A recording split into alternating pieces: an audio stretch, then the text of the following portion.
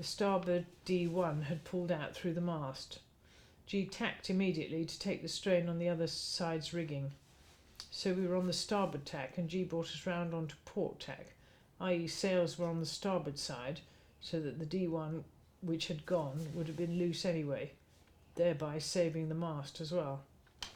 G tried sailing with just the storm jib on the starboard tack, but the mast bent too much on the port tack. We could only sail west, so sails down and we motored. In the meantime, I'd helped him bring down and secure the main. We decided to head for a place called Port Nolloth because it was nearest and we hoped to find diesel there.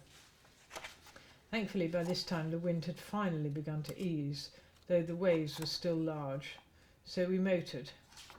So our watches continued. I was on 6 till 10 and then G 10 till 2. When he came off watch he said he had figured out a way of supporting the centre of the mast so that we may be able to sail. We do it at watch change, 6 a.m. He also said that if the mast did go, the first thing to do would be to stop or put in neutral the engine so that any trailing lines would not get caught in the propeller. Obviously then call him. And so I did. At about 3:30, with the boat lurching about in the swell, the mast sheared off at the deck and fell to port. I did as I'd been told and G was up on deck in moments. We set about cutting the lines, salvaging what we could, first by torchlight and then gradually in the growing daylight. G was hoping to save some of the equipment from the mast, the top of the mast, but it was impossible. We'd have had to take the full weight of the detached mast on a port winch and backstay to bring the mast head to the surface. Not an option. So we let it go. We set our course and off we went. The seas were still large, but diminishing. Still wet in the cockpit. G went to sleep, having missed out almost entirely on his last off-watch sleep. I cleared up all the lines and put them in a locker, including the reefing lines and outhaul, which was a mistake apparently, as they would have been needed within the mast if we set up a jury rig blast. G woke. I slept. We had lunch. We motored on. I saw a sea lion in our wake, and there are now plenty of seabirds about. Gradually the seas have eased so that we can risk putting some of the wet stuff on the rail to dry. Frankly, my oilies were so wet they couldn't have got any wetter. G is checking how much diesel we have. We can't risk trying to refill the tank from our cans on deck in case water gets in, so we'll have to do it below. Seas and wind are lessening as we make for the shore. I did the 10 till 2 watch and could see the glow of light. What must be Port Nolloth ahead. It was all very peaceful compared with the previous evenings. Dry clothing stayed dry. I hung the rest of the washing on the rails as no more water was coming in. G slept like the dead for 4 hours solid. Woke just as I was making him a coffee at 2 a.m. Before he'd gone to sleep, the depth reading, which normally just flashes because it's too deep to register, started showing depths of 10 metres, 3.5 metres and even 2 metres. G thought it must be faulty and it did gradually settle down to 140 metres or so. On my watch it continued to decrease and was about 115 when I handed over to Graham. I then slept. Wonderful. Do you want me to read on? Just one No, more. call it a day, that's enough. Yeah, that's good. Yeah. Wow, how exciting! Very good. Very well read. Exciting, Kiwi, wasn't it? You read it. You remember it? I remember Yes. it very well. There's things that it's interesting to hear you read them again. There's things that I'd forgotten. Yeah. Wasn't it marvellous? What was that bit about?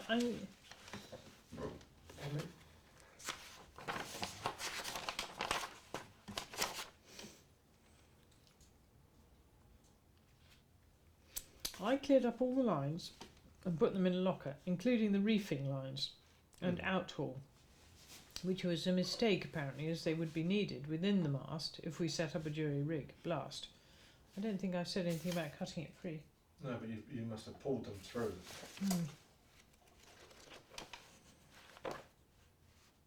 Pulled them through the boom, because we kept the boom, didn't we? Yeah. We kept the boom. Did And we? there were lines inside the boom. You probably pulled them through. But it doesn't. It didn't matter. I mean, fuck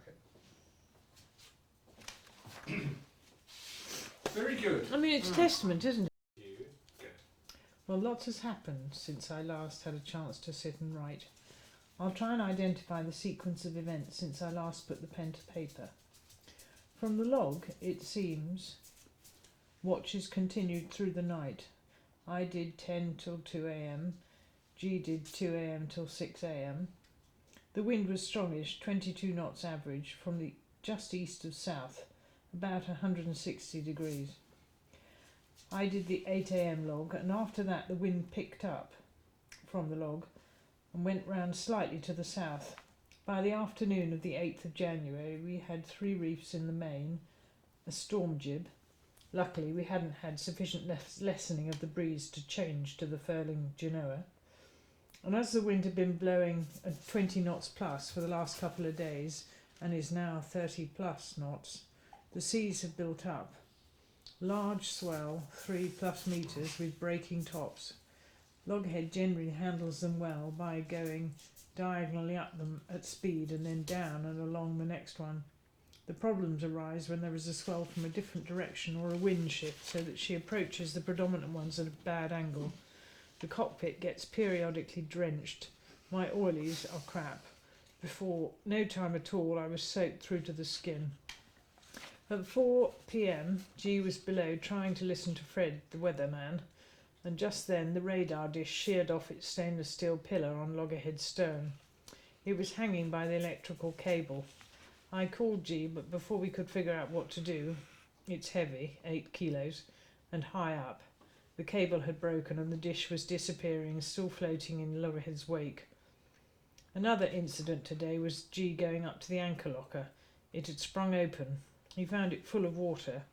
The 3 carrier bags of rubbish, which we had planned to empty in Cape Town, had spilled some of their contents, which were blocking the drainage holes. Without hesitation, G slung them over the side. Ugh, horrible sight, all of our rubbish polluting this ocean. But it was too rough to try and clear the blockage, and so he carefully made his way back to the relative safety of the cockpit.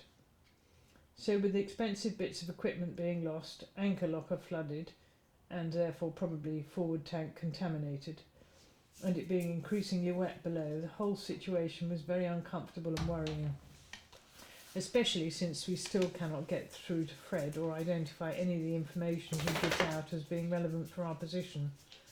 It was my turn to do the 6 till 10 watch, and I was very concerned at being left in charge with such strong winds. G is much better at controlling the boat's speed and bearing away, etc., to avoid slamming. As it happened, G was worried about leaving me and thought he probably wouldn't sleep anyway. I think he was fibbing. So he said he'd stay up with me. In fact, we agreed that since it was going to be a long and horrible night, we'd stay up together and keep each other company. G had heard that the wind would ease on Wednesday, so we thought we could catch up on sleep then. G has a genuine horror of the dark since the Hooligan 5 accident when her keel fell off at 3 a.m. last February off Start Point. Understandable fear. So we sat, soaked, well, me anyway, and drenched every so often, trying to keep Loggerhead sailing through, over and across some huge waves. At times you could see the white crests and hear the surf coming. About 3 a.m. we were both washed off the seat in the cockpit by a huge wave breaking over the boat. I think we went through it. Quite frightening, and I went below to see how things were. Very wet, but apparently still okay. The bilge pump wasn't working, so G cleared the filter, and then it did. Made hot drinks, beef stew and water bottles, and we played word games. I witted about this and that. G was quite quiet, very, very tired. We put a wager on when the wind would ease. It was regularly 36 knots, but mostly 30 to 33. G said 8 a.m. I opted for 11 a.m. We elected to have 1 moan per hour. It was a very long night. In the end, the regular drenchings of relatively warm water were a respite from the cold wind coming up from the Antarctic. We said how gorgeous we thought the other was, and G told me he loved me. Finally, the dawn came at 4:30, or it got lighter anyway. The sun came up quite a bit later. However, the wind did not ease. It continued to blow hard and the waves were mountainous. 9th of January 2008. When the light came and we had survived the night by just keeping her sailing, I had felt confident enough to do my watch alone, so G went down for a sleep. When he woke, I must have had a little whinge because he had obviously considered our position and said we had no choice but to go on. The boat was seaworthy and sailing, and we were going to Cape Town. I felt much better. So he stayed below and I sailed the boat. The waves were enormous, like mountain ranges, snow-capped, approaching. If you got it right, loggerhead climbed up, sailed along, went down into the valley below, but often the wave would break and we'd be soaked. Eventually I had a good system, or to put it another way, I felt in control. I changed the angle of the wind that we were sailing to until loggerhead was going up the waves and sliding over them, not so that she took them on the beam and they could break on us, nor on the bow so that she would slam into them. I was genuinely worried that if we were hit by one awkwardly, it had the power to capsize or even roll us. G was not admitting or did not believe this was likely. Looking ahead meant my face and eyes were soaked in seawater all the time. I solved this by wearing sunglasses in the end. Face is very sore. Loggerhead was sailing along at 5.5 knots and doing really well. Only problem was one of the slides for the main has gone, so we have to keep the main halyard very tight to reduce the strain on the slides. G says we'll fix it when the wind eases. When will it? Seems to be going on forever. It goes down to 26 to 28, shearing off and disappearing. Yep. The D1 coming out. It was quite serious. Yeah. Isn't it? Depends on your attitude, doesn't it? It was quite a light boat for that sort of weather. It's a shame we couldn't have captured on film the height of the waves. Because we had the camera. We could have done it. Really? If you'd had a GoPro then, it would have been much better. Well, I don't think. I mean, the camera wasn't. Was it waterproof? yeah, it was in a waterproof box, wasn't it? Well, it was so uncomfortable. I mean, you It couldn't. was, but the waves were unbelievable, weren't they? How is this house?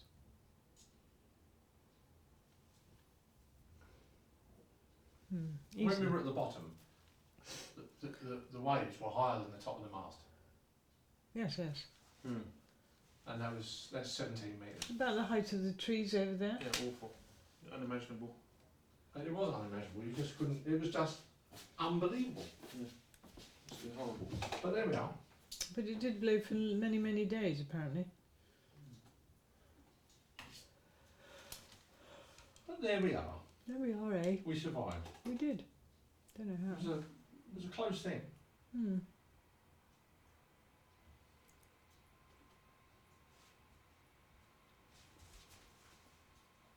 A close run thing.